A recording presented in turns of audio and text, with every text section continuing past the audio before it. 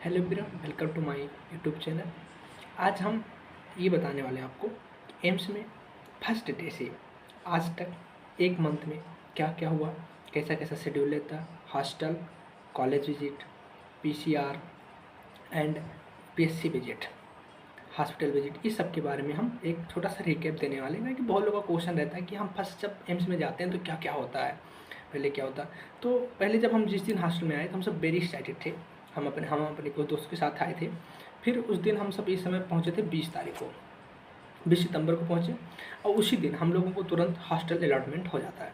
Hostel allotment के process में जो कुछ आपका डॉक्यूमेंट पहले से बताया रहता है कि आप ये डॉक्यूमेंट लेकर आइए, वो डॉक्यूमेंट आप जमा करेंगे, आपको तुरंत हॉस्टल दे दिया जाएगा। और रिपोर्टिंग के टाइम पे ही हॉस्टल का फीस, मेस का फीस और जो कुछ फीस होता है जमा करा लिया जाता है। इसलिए हॉस्टल अलॉटमेंट में कोई दिक्कत नहीं होती। हॉस्टल अलॉटमेंट के बाद हम सोच रहे थे कि हॉस्टल एडमिट हुआ उसके बाद तुरंत क्लास शुरू हो जाए, लेकिन क्लास नहीं शुरू हुआ। उसके बाद हम लोग का होता ओरिएंटेशन डे। ओरिएंटेशन डे हम सब एम्स पटना में ऑडिटोरियम में मनाएगा। इसमें तमाम प्रकार के कल्चरल प्रोग्राम हुए थे जो आपको साइड में दिखाए जा रहे हैं। कल्चरल प्रोग्राम में नाच, गाना, डांस सभी हुआ, लेकिन सभी तो नहीं दिखा सकते, लेकिन कुछ हमें दिखाया। उसके बाद कल्चरल प्रोग्राम में हम सब काफ़ी सौभाग्यशाली थे कि जो दूसरे दिन क्लास फिर नहीं स्टार्ट हुआ। फिर था फाउंडेशन डे, एम्स का 14th foundation day. Foundation day पे यहाँ के राज्यपाल आए हुए थे। उसके बाद भी तमाम प्रकार का फंक्शन ऑर्गेनाइज हुआ। उसके बाद हम लोग का हुआ क्लास शुरू। हमें सोच रहे थे हमारा क्लास 9 से 5 बजे तक क्लास पढ़ाई से तो शुरू होगा, लेकिन पढ़ाई का नहीं शुरू हुआ। केवल एक क्लास जिसमें जनरल एनाटॉमी, फिजियोलॉजी, बायोकेमिस्ट्री केवल 1 घंटा पढ़ाया जाता था। उसके बाद हम लोग को बताया जाता how can manage your life in MBBS. MBBS में तमाम प्रकार के बारे में बताया जाता, जिससे कुछ लोगों का डाउट रहता। कुछ लोग एमबीबीएस जैसे नीट की तैयारी की, एमबीबीएस चले आए, लेकिन उनका एमबीबीएस करने का कोई मन नहीं था। केवल लोग फैमिली या और किसी प्रकार से चले आए थे, जिसके दूसरे क्षेत्र में नहीं जा सकते थे। उन लोगों को बताया जा रहा था कि एमबीबीएस के बाद आपकी क्या क्या अपॉर्चुनिटी है, एमबीबीएस में क्या क्या अपॉर्चुनिटी, एमबीबीएस के बाद क्या क्या अपॉर्चुनिटी है। जो डॉक्टरी है, वास्तव में डॉक्टर बनना चाहता है, उसके लिए तो ठीक है एमबीबीएस करे, पीजी करे, एमडी करे, एमएस करे, लेकिन जो डॉक्टर नहीं बनना चाहता वो एमबीबीएस के बाद दूसरी जगह कैसे जा सकता है। जैसे हम लोग यहाँ पर एक 12th बेस सुंदरता 12th से एक मैम थी जिन्होंने पास किया था। उन्होंने अब इस समय आईएएस बन गई हैं, तो उनसे कॉन्फ्रेंस बात कराई गई थी, वीडियो कॉलिंग, जिसमें बच्चे अपने अपने डाउट जो कुछ पूछना चाहते थे पूछे थे।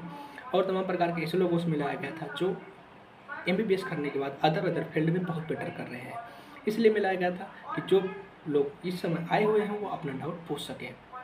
उन्हें ये भी पता चले कि ये नहीं कि एमबीबीएस में आगे केवल एमबीबीएस ही करना, अलग अलग प्रकार के जो अपॉर्चुनिटियाँ थी उन सभी के बारे में बताया गया। उसके बाद हम लोगों को कॉलेज विजिट कराया गया। कॉलेज विजिट के बारे में हम लोगों को लाइब्रेरी, एक्सपेरिमेंट कहाँ होता है, कहाँ पर पढ़ाई होती है, क्या क्या लेक्चर थिएटर थे, और उस कहाँ कहाँ कौन सी चीज़ें रिजर्व रखी हुई हैं, जो हम लोगों को दिखाया जा रहा था, बताया जा रहा था। आप साइड में देख सकते हैं कुछ चीज़ें हमने फोटो खींच रखी है, वो दिखा रहे हैं। उसके बाद हम लोगों को हॉस्पिटल विजिट कराया गया, पर्सनल एम्स का हॉस्पिटल। एम्स के हॉस्पिटल में हम लोग को दिखाया गया कहाँ पर ट्रॉमा इमरजेंसी है, कहाँ पर प्लास्टिक सर्जरी होती है, कहाँ पर सर्जरीज होती हैं, कहाँ पर ओपीडी पीडी, ऐसे इसलिए दिखाया जाता है कि इससे हम सब यहाँ पर रह रहे हैं, हम लोगों को कोई समस्या हो जाए, हमारे कोई रिलेटिव्स आ जाएँ तो हमें तो अपने हॉस्पिटल के बारे में पता रहे ना, कहाँ कौन सा डिपार्टमेंट है। ये सब दिखाने के बाद हम लोग ले गए जनरल पीएससी ले गए। पीएससी में मतलब दिखा रहे थे मतलब कैसे हमारा हेल्थ सिस्टम वर्क करता है शुरू से लेकर हाई लेवल तक। जैसे पीएससी प्राइमरी हेल्थ सेंटर, फिर कम्युनिटी हेल्थ सेंटर, उसके बाद हम लोग को आता है tertiary health centre. Tertiary health centre में जितने मेडिकल कॉलेज होते हैं सब आते हैं। ये सब दिखाया जाता है कि इस हायरार्की में हमारे हेल्थ सेंटर्स वर्क करते हैं। ये सब के बाद दिखाने के बाद हम लोग को क्रिटिकल थिंकिंग सिखाई जा रही थी। क्रिटिकल थिंकिंग में जैसे आप किसी इमरजेंसी केस में आप कहीं जा रहे हैं या आपके सामने कोई घटना घटित होती है, तो आप विदाउट एनी इक्विपमेंट, आपके पास कुछ सामान नहीं, आप उस समय उस मरीज़ को क्या क्या सहायता दे सकते हैं। जैसे जनरल सीपीआर के बारे में बताया जा रहा था। आप सीपीआर का क्या फुल फॉर्म, आप मेडिकल स्टूडेंट है तो जरूर बता के जाइएगा।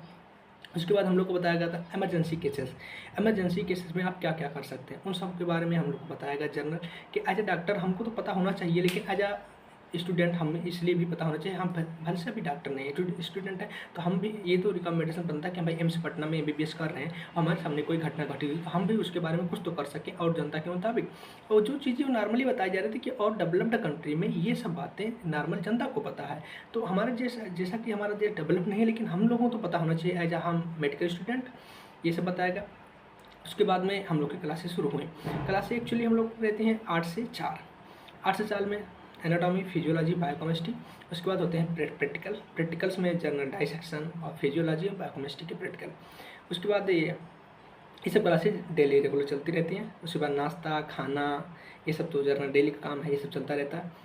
रूम पे आकर पढ़ाई करना, मस्ती करना, ये जर्नल डेली का काम है, सब चलता रहता है। उसके बाद आ गया most proudful moment of medical student white coat ceremony, जिसमें हम लोगों को शपथ ग्रहण कराया जाता है, वाइट कोट पहनाया जाता है और ये बताया जाता है डॉक्टर की क्या क्या रिस्पॉन्सिबिलिटी होती है as a doctor. White coat का कैसे सम्मान करना, वाइट कोट को कहाँ पहनना, कहाँ नहीं पहनना, कैसे पहनना, वाइट कोट पहनने के बाद क्या क्या रिस्पॉन्सिबिलिटी आपको निभानी है, कैसे कैसे आपकी लाइफ के प्रोसेस में वाइट कोट को सम्मान करना, आगे कैसे कैसे बढ़ना है, ये हमारा साइड भी दिखाया जा रहा है वाइट कोट सेरेमनी। उसके बाद आपको जर्नल सब कुछ बताया जा रहा है। दीपावली में हम लोग केवल एक दिन का छुट्टी था, इसलिए हम सब दीपावली को घर नहीं गए। और दीपावली के पहले धनतेरस होती है। धनतेरस में हमारे यहाँ पर पूजा कराई गई थी। हमारे कॉलेज द्वारा जो सीनियर्स थे हमारे, उन्होंने इसे ऑर्गेनाइज कराया था, हम सब उसमें पार्टिसिपेट हुए थे। उसके बाद यह संडे था 19 को, 20 को दीपावली थी, तो संडे को हम सब चले गए यहाँ के जू घूमने गए। जू के साथ हम सब वहाँ घूमने गए। कुछ जो वहाँ पर जू एनिमल्स थे तो वो लोग हमें देखकर खुश हो रहे थे, हम उन्हें देखकर खुश हो रहे थे। हम उन्हें देखकर इसलिए खुश हो रहे थे कि हम सोच रहे थे वो भाई हमारे जैसे हैं, वो हमें देखकर खुश रहे थे हमारे साथी कहाँ से आ गए।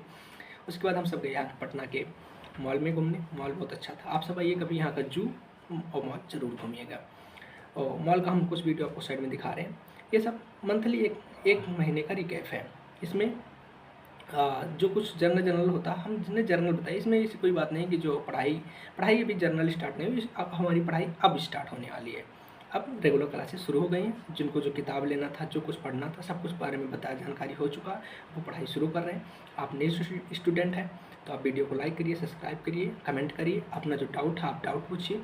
आपको जो कुछ समस्याएं आ रही हैं हम उस समस्याओं के लिए हमेशा आपके तत्पर हैं और हमेशा आपको इंडिविजुअल कमेंट का रिप्लाई करेंगे। आपको किसी प्रकार की कोई दिक्कत हो रही है तो आप इंडिविजुअल हमसे संपर्क कर सकते हैं।